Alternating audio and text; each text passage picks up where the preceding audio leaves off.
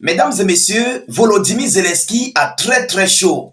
Ses alliés de l'Union européenne et de l'OTAN sont en train de tourner le dos à Zelensky les uns après les autres. Ah oui, il s'agit de la Pologne qui vient de prendre un revirement à 360 degrés et a décidé de montrer son vrai visage au chef d'État ukrainien et à tous les Ukrainiens. En cette période très difficile où l'Union européenne est en train de chercher des issues, comment faire pour essayer de contrecarrer cette menace de Trump et de la Russie qui s'opposent à l'heure actuelle par rapport à cette négociation de paix. Mais la Pologne vient d'envoyer un message clair à l'Ukraine. Oui, la Pologne, les hautes autorités polonaises ne veulent plus participer militairement dans ce conflit russo-ukrainien. Mesdames et messieurs, vous savez que c'est le cas de Volodymyr Zelensky où il a besoin d'une assistance militaire pour les négociations de paix, l'envoi des troupes au sol de paix pour essayer de barrer l'avancée des Russes. Alors, la Pologne vient de dire ces 4 mots à Volodymyr Zelensky. Mais de quoi s'agit-il? Qu'est-ce que la Pologne vient de dire à l'Ukraine? Alors, avant de continuer, je vous prie d'abord, tous ceux qui nous suivent, de partager mais massivement la vidéoconférence. Ça, l'Ukraine, c'est fini. Oui, ça c'est la chute de l'Ukraine qui est en train de s'annoncer à l'heure actuelle. Mesdames et messieurs, l'Europe est dans une posture où ils cherchent désormais à tirer les couvertures de leur côté. Ah oui, c'est de ça qu'il s'agit. Je vous prie de partager massivement la vidéo. Mettez cette vidéo dans tous les groupes, partout à travers le monde. Notre but, c'est d'informer le million de personnes. Voilà, tous ceux qui ne sont pas encore abonnés, abonnez-vous à nos différents canaux de réalisation YouTube, Facebook. Cliquez sur suivre juste là en dessus et activez les cloches de notification pour ne plus rater nos prochaines vidéos d'actualité. Alors, allons-y donc dans les profondeurs. Mettez vos avis en commentaire, vous comprenez? Qu'est-ce que la Pologne dit? La Pologne ne prévoit pas d'envoyer ses soldats en Ukraine. Oui, la Pologne rejette toute initiative d'envoi de ses troupes sur le sol ukrainien. L'heure est grave. Je connais bagage qui est lourd. Mesdames et messieurs, les hautes autorités polonaises ont compris que les ours de la taïga russe et M. Donald Trump et son administration ne rigolent pas. Ils ne rigolent pas. Ils ne font pas dans la dentelle. Ils sont là pour des négociations de paix très sérieuses. Alors, voyant cette situation, nous avons même d'ailleurs vu M. Donald Trump qui a banni l'Europe sur ces pourparlers de paix. Vous comprenez? Alors, Donald Trump a été clair que si les Européens n'ont pas besoin à ce que la Russie et l'Ukraine et puis les États-Unis d'Amérique puissent trouver un moyen d'issue pour sortir de ce conflit, alors les États-Unis d'Amérique vont se retirer dans ce conflit. Ah oui, Donald Trump l'a dit. Voyons donc la gravité de la situation.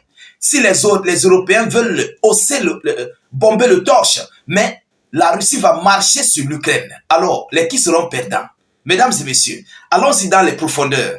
La Pologne soutiendra l'Ukraine comme elle l'a fait jusqu'à présent, sur le plan organisationnel, en fonction de nos possibilités financières, humanitaires et militaires. Donc, l'envoi peut-être d'aide militaire, c'est possible. L'envoi des fonds militaires, c'est possible. L'envoi du matériel militaire, c'est possible. Mais nous n'envisageons pas des soldats polonais sur le territoire de l'Ukraine.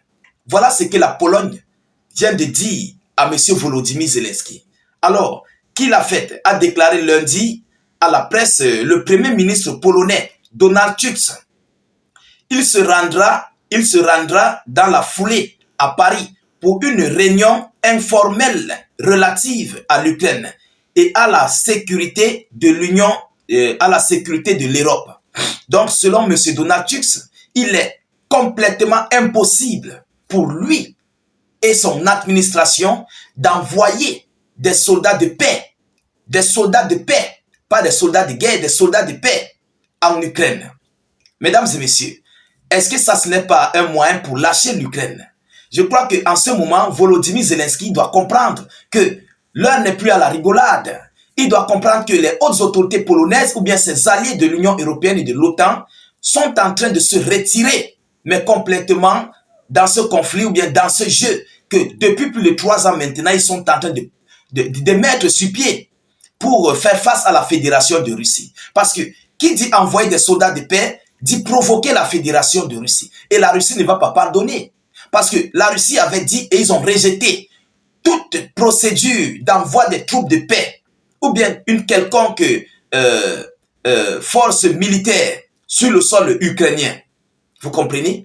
Face à cette situation, la Pologne a compris qu'il ne faut pas provoquer la Russie à ce moment-là. Parce que non seulement s'ils provoquent la Russie, ils n'auront pas le soutien militaire venant des États-Unis d'Amérique. Et ça va les coûter énormément cher. Parce que à l'heure actuelle, les Polonais et ses alliés de l'Union européenne et de l'OTAN ne sont pas prêts, ne sont pas préparés à une guerre colossale contre la Fédération de Russie. Oui, ils ne sont pas prêts pour une guerre, une confrontation militaire contre la Russie.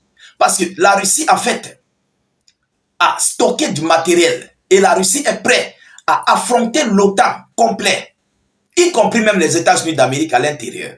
Vous comprenez? Alors, voyant que Washington se retire et les Européens qui comptent sur les États-Unis d'Amérique, si et seulement si cette histoire déclenche réellement, alors, sans les États-Unis d'Amérique, il n'y aura même pas un poids contre le reste des pays de l'OTAN et de l'Union européenne, contre la Fédération de Russie. Il n'y aura pas le poids.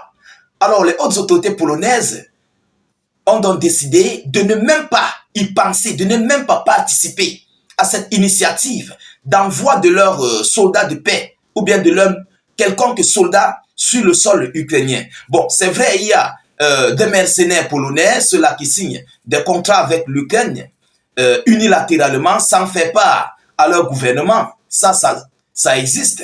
Dans tous les pays de l'Europe et de l'OTAN, il y a des soldats qui participent en Ukraine, mais pas sur une voie officielle du gouvernement polonais.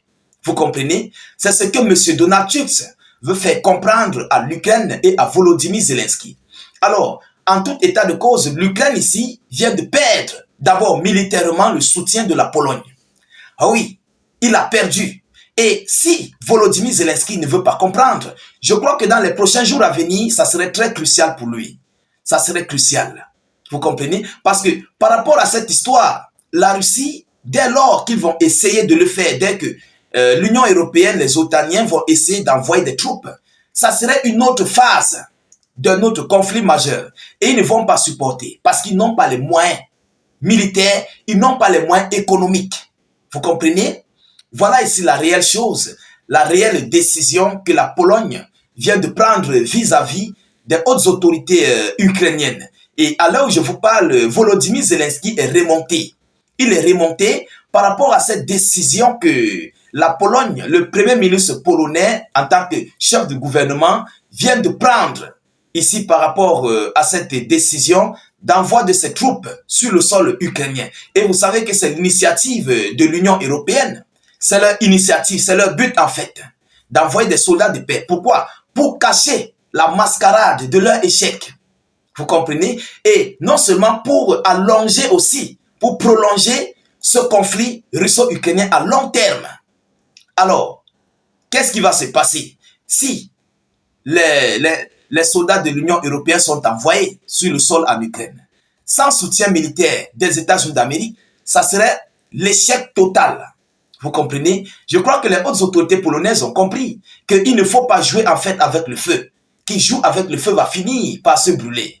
Alors, chères dames, chers messieurs, nous continuons d'observer cette situation le plus près que possible. Nous ne manquerons pas de vous tenir informés de la suite de ces hostilités.